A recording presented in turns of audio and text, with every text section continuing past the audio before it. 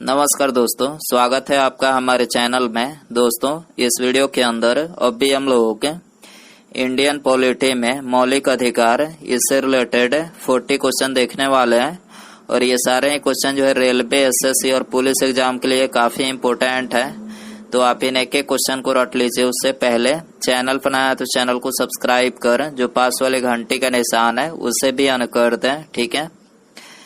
तो देखिए यहाँ पर हमारा पहला क्वेश्चन है, भारतीय संविधान में मौलिक कर्तव्य किस देश के संविधान से लिया गया है। तो देखिए आपको इसमें बताना है कि मौलिक कर्तव्य जो है ये कौन से देश के संविधान से लिया गया है। तो देखिए इसका करेक्ट आंसर ऑप्शन डी हो जाएगा। रूस के संविधान से जो है मौलिक कर्तव्य लिया गया है, ठीक है। इसके अलावा ब्रिटेन से क्या लिया गया है। तो देखिए ब्रिटेन से संसदीय प्रणाली, विधि निर्माण और एकल नागरिकता जो है ये कहाँ से लिया गया है, ब्रिटेन से लिया गया है। फ्रांस से गणतंत्रात्मक शासन व्यवस्था ली गई है और आयरलैंड से जो है ये नीति निर्देशक तत्व लिया गया है, ठीक है। क्वेश्चन नंबर 2 है, संविधान के किस भाग में मूल कर्तव्यों के अध्याय को जोड़ा गया है। तो देखिए ये वेरी इंपॉर्टेंट क्वेश्चन है। तो इसका जो करेक्ट आंसर है वो है ऑप्शन नंबर डी, यानी भारतीय संविधान के भाग 4 क में जो है ये मूल कर्तव्यों के अध्याय को जोड़ा गया है, ठीक है। इसके अलावा भारतीय संविधान के भाग 3 में ये मूल अधिकार दिया गया है, भाग 2 में ये नागरिकता से संबंधित प्रावधान है, ठीक है। और भाग 4 में जो है ये राज्य के नीति निर्देशक तत्व दिया गया है, ठीक है। क्वेश्चन नंबर 3 है, भारतीय संविधान के किस अनुच्छेद में भारतीय नागरिकों के मूल कर्तव्य शामिल है। तो देखिए भारतीय नागरिकों के मूल कर्तव्य जो है ये भारतीय संविधान के अनुच्छेद 51 क में शामिल है, ठीक है। तो यहाँ पर सी करेक्ट हो जाएगा। क्वेश्चन नंबर 4 है, मौलिक कर्तव्य को निर्धारित किया गया है। तो देखिए इसका करेक्ट आंसर ऑप्शन सी हो जाएगा। 42वें संविधान संशोधन के द्वारा जो है ये मौलिक कर्तव्य को निर्धारित किया गया, ठीक है। क्वेश्चन नंबर 5 है, निम्नलिखित में से कौन सा एक मौलिक कर्तव्य नहीं है। तो देखिए आपको इन चारों में बताना है कि इनमें से कौन सा एक जो है मौलिक कर्तव्य नहीं है। तो देखिए इसका करेक्ट आंसर ऑप्शन सी हो जाएगा। धर्मनिरपेक्षता का पालन करना जो है ये मौलिक कर्तव्य नहीं है, ठीक है। और बाकी ये तीनों, संविधान का पालन करना, देश की एकता और अखंडता की रक्षा करना और सार्वजनिक संपत्ति को सुनिश्चित करना, ये तीनों क्या है, तो ये मौलिक कर्तव्य है, ठीक है। क्वेश्चन नंबर 6 है, संविधान में उल्लेखित मौलिक कर्तव्य किसके लिए है। तो देखिए संविधान में उल्लेखित जो मौलिक कर्तव्य है तो ये सभी नागरिकों के लिए है, ठीक है। आपको याद रखना है मौलिक कर्तव्य सभी नागरिकों के लिए, ऑप्शन बी करेक्ट हो जाएगा। क्वेश्चन नंबर 7 है, निम्नलिखित में से कौन सा एक व्यक्तिगत स्वतंत्रता से संबंधित है। तो देखिए इसमें आपको रीट दिया गया, ठीक है। आपको इन रीटों में से बताना है कि कौन जो है व्यक्तिगत स्वतंत्रता से संबंधित है। रीट यानी याचिकाएं जो होती है 5 प्रकार की होती है। पहला बंदी प्रत्यक्षीकरण रीट, दूसरा परमादेश, तीसरा उत्प्रेषण, चौथा निषेध और 5वां जो है अधिकार परीक्षा, ठीक है। तो ये 5 प्रकार के रीट होते हैं। और तो यहाँ पर ऑप्शन में आपको कुछ रीट दिए गए हैं, आपको इसमें बताना है कि व्यक्तिगत स्वतंत्रता से इनमें से कौन जो है संबंधित है। तो ये बंदी प्रत्यक्षीकरण जो है ये व्यक्तिगत स्वतंत्रता से संबंधित है, ठीक है। आपको याद रखना है, ये करेक्ट हो जाएगा। क्वेश्चन नंबर 8 है, निम्नलिखित में से किस स्थिति में बंदी प्रत्यक्षीकरण याचिका जारी किया जाता है। तो ये जारी किया जाता है दोषपूर्ण पुलिस नजरबंदी की स्थिति में, ठीक है। तो ऑप्शन सी करेक्ट हो जाएगा। क्वेश्चन नंबर 9 है, निम्नलिखित में से किस याचिका का शाब्दिक अर्थ होता है कि हम आदेश देते हैं। तो ये होता है परमादेश का शाब्दिक अर्थ, ठीक है। ऑप्शन बी करेक्ट हो जाएगा। क्वेश्चन नंबर 10 है, निम्नोक्त समादेशों में से कौन सा समादेश है किसी अवैध व्यक्ति से सरकारी पद को बचाने के लिए जारी किया जाता है। तो ये जारी किया जाता है कौन सा रीट, अधिकार परीक्षा, ठीक है। तो यहाँ ऑप्शन डी करेक्ट हो जाएगा। क्वेश्चन नंबर 11 है, संपत्ति के मौलिक अधिकारों को कब समाप्त किया गया। तो देखिए संपत्ति के मौलिक अधिकार को जो है ये 1978 में संविधान के 44वें संशोधन के द्वारा समाप्त किया गया। ठीक है, ऑप्शन ए करेक्ट हो जाएगा। क्वेश्चन नंबर 12 है, भारतीय संविधान के अनुसार संपत्ति का अधिकार क्या है? तो भारतीय संविधान के अनुसार संपत्ति का जो अधिकार है वो विधिक अधिकार है। ठीक है, ऑप्शन बी करेक्ट हो जाएगा। क्वेश्चन नंबर 13 है, भारत के संविधान के अनुसार जो संवैधानिक अधिकार है किंतु मूलभूत अधिकार नहीं है, तो देखिए यह है संपत्ति का अधिकार। ठीक है, संपत्ति का अधिकार जो है ये मूलभूत अधिकार नहीं है, ये क्या है? संवैधानिक अधिकार है। ठीक है, क्वेश्चन नंबर 14 है, मत देने का अधिकार होता है। तो देखिए मत देने का जो अधिकार होता है तो ये एक नागरिक अधिकार होता है। ठीक है, ऑप्शन बी करेक्ट हो जाएगा। क्वेश्चन नंबर 15 है, मौलिक अधिकार में कौन सी बात है कि स्वतंत्रता नहीं है? तो देखिए मौलिक अधिकार में जो है ये हड़ताल करने की जो है स्वतंत्रता नहीं है। ठीक है, ऑप्शन ए करेक्ट हो जाएगा। क्वेश्चन नंबर 16 है, निम्नलिखित में से कौन सा मूल अधिकार विदेशी नागरिकों को प्राप्त नहीं है? तो देखिए इसे करेक्ट आंसर ऑप्शन बी हो जाएगा। अभिव्यक्ति की स्वतंत्रता का अधिकार जो है ये विदेशी नागरिकों को प्राप्त नहीं है। ठीक है, क्वेश्चन नंबर 17 है, 6 वर्ष की आयु से 14 वर्ष की आयु के बीच सभी बच्चों को शिक्षा का अधिकार है। तो ये क्या है? मूल अधिकार है। ठीक है, 6 वर्ष की आयु से 14 वर्ष की आयु के सभी मतलब बीच के सभी बच्चों को शिक्षा का अधिकार क्या है? तो ये मूल अधिकार है। ठीक है, क्वेश्चन नंबर 18 है, संविधान के अंतर्गत बंदी प्रत्यक्षीकरण समादेश जारी करने का अधिकार किसमें निहित है?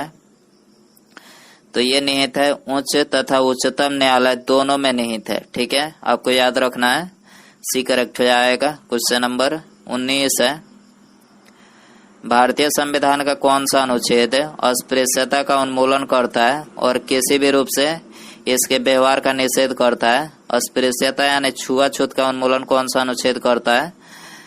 तो ये करता है अनुच्छेद 17। ठीक है, ऑप्शन बी करेक्ट हो जाएगा। क्वेश्चन नंबर 20 है, भारतीय नागरिकों के मौलिक अधिकारों के युक्ति युक्त प्रतिबंधों को आरोपित करने की शक्ति किसके पास है? तो ये है संसद के पास। ठीक है, ऑप्शन बी करेक्ट हो जाएगा। क्वेश्चन नंबर 21 है, मूल अधिकारों को सर्वप्रथम किस देश में संवैधानिक मान्यता प्रदान की गई? तो देखिए मूल अधिकार को सबसे पहले जो है ये संयुक्त राज्य अमेरिका में जो है संवैधानिक मान्यता प्रदान की गई। ठीक है, ऑप्शन बी करेक्ट हो जाएगा। क्वेश्चन नंबर 22 है, मौलिक अधिकारों में संशोधन करने में कौन सक्षम है? तो मौलिक अधिकारों में संशोधन करने में जो है ये सांसद जो होता है ये सक्षम है। ठीक है, तो यहाँ पर डी करेक्ट हो जाएगा। क्वेश्चन नंबर 23 है, संविधान का अनुच्छेद 17 और 18 में व्यवस्था है। तो 17 और 18 में जो है ये सामाजिक समता की व्यवस्था है। ऑप्शन ए करेक्ट हो जाएगा। क्वेश्चन नंबर 24 है, संविधान के किस अनुच्छेद के प्रावधानों के अंतर्गत भारत सरकार भारत रत्न पद्म विभूषण आदि अलंकरण प्रदान किए जाते हैं? तो किस अनुच्छेद के अंतर्गत? तो ये अनुच्छेद 18 के अंतर्गत। ठीक है, आपको याद रखना है अनुच्छेद 18 के अंतर्गत जो है ये भारत सरकार के द्वारा जो है भारत रत्न पद्म विभूषण आदि अलंकरण जो है प्रदान किए जाते हैं। क्वेश्चन नंबर 25 है, भारतीय नागरिकों के मौलिक अधिकारों का वर्णन है तो किस अनुच्छेद में है? तो यह है भारतीय संविधान के अनुच्छेद 12 से 35 तक में। ठीक है, ऑप्शन ए करेक्ट हो जाएगा। क्वेश्चन नंबर 26 है, भारतीय संविधान के किस अनुच्छेद में राज्य के नीति निर्देशक तत्वों का उल्लेख है? तो ये है अनुच्छेद 36 से 51 तक में। ठीक है, अनुच्छेद 36 से 51 तक में जो है ये राज्य के नीति निर्देशक तत्वों का उल्लेख है। ठीक है, सी करेक्ट हो जाएगा। क्वेश्चन नंबर 27 है, भारतीय संविधान में राज्य के नीति निर्देशक सिद्धांतों को शामिल करने के पीछे मुख्य उद्देश्य क्या था? तो देखिए इसके पीछे जो मुख्य उद्देश्य था वो था कल्याणकारी राज्य की स्थापना करना। ठीक है, ऑप्शन ए करेक्ट हो जाएगा। क्वेश्चन नंबर 28 है, काम करने के अधिकार को राज्य के नीति निर्देशक तत्वों में निम्नलिखित में से किस अनुच्छेद के अंतर्गत रखा गया है। तो देखिए, काम करने के अधिकार को जो है ये अनुच्छेद 41 में जो है मतलब इसके अंतर्गत जो है रखा गया है। ठीक है, सी करेक्ट हो जाएगा। क्वेश्चन नंबर 29 है, भारतीय संविधान के निम्नोक्त भागों में से किस एक में न्यायपालिका तथा कार्यपालिका को पृथक करने का प्रावधान है। तो ये है राज्य के नीति निर्देशक सिद्धांत में जो है न्यायपालिका तथा कार्यपालिका को पृथक करने का प्रावधान है। ठीक है, ऑप्शन सी करेक्ट हो जाएगा। क्वेश्चन नंबर 30 है, संविधान का कौन सा अंश भारत के नागरिकों को आर्थिक न्याय प्रदान करने का संकेत करता है। तो यह है राज्य के नीति निर्देशक तत्व। ठीक है, ऑप्शन ए करेक्ट हो जाएगा। किस नीति निर्देशक सिद्धांत को प्रायः समाजवादी माना जाता है। तो प्रायः समाजवादी जो है ये माना जाता है ग्राम पंचायतों की स्थापना को। ठीक है, ऑप्शन ए करेक्ट हो जाएगा। निम्नलिखित निर्देशक सिद्धांतों में से वह सिद्धांत कौन सा है जिसे गांधीवादी सिद्धांत कहा जाता है। तो ये बोला जाता है स्वशासन के प्रभावी एकलों के रूप में ग्राम पंचायत का संगठन, इसको जो है ये मतलब गांधीवादी सिद्धांत कहा जाता है। ठीक है, ऑप्शन बी करेक्ट हो जाएगा। क्वेश्चन नंबर 33 है, राज्य के नीति निर्देशक सिद्धांतों के अनुसार किस आयु तक के बच्चों को निःशुल्क एवं अनिवार्य शिक्षा देने की आशा की जाती है।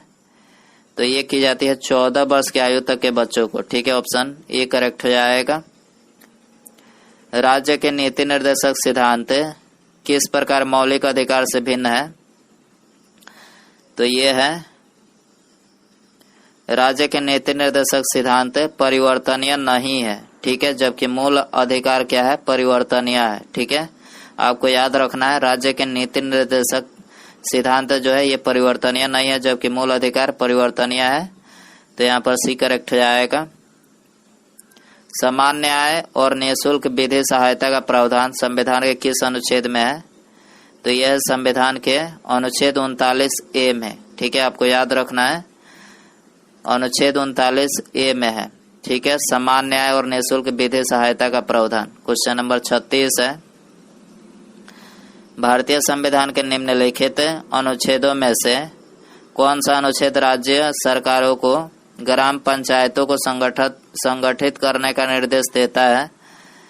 तो देखिए ये देता है अनुच्छेद 40। ठीक है, अनुच्छेद 40 जो है ये राज्य सरकारों को ग्राम पंचायतों को संगठित करने का जो है निर्देश देता है। ठीक है, क्वेश्चन नंबर 37 है, इनमें से कौन राज्य के नीति निर्देशक सिद्धांतों में सम्मिलित नहीं है।